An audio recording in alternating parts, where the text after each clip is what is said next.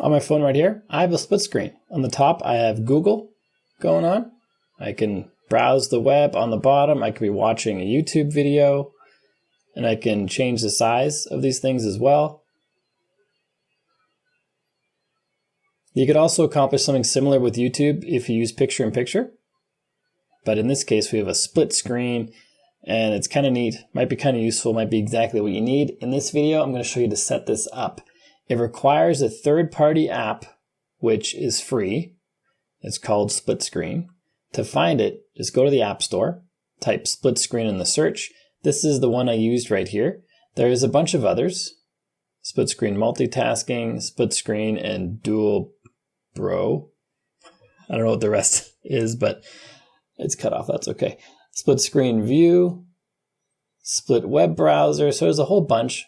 I just picked this one because it has the most ratings in my app store. And it looks like this. When you tap on it, every time you open it, it's going to have an ad. Tap on continue to app, and then you can use the top and bottom split screen. It remembers where you were when you ended it last time. The only downside is this is only for browsers. So you can only do websites and things on here. You can't use the actual apps on your phone as split screen because iPhone doesn't support split screen natively. And if you want to remove these ads, right here we can tap on this and it'll make us pay for it. I know a way to do it for free, and I put it in this video. So instead of spending $3.99 one time, spend $0 and watch this video and remove all ads on your phone.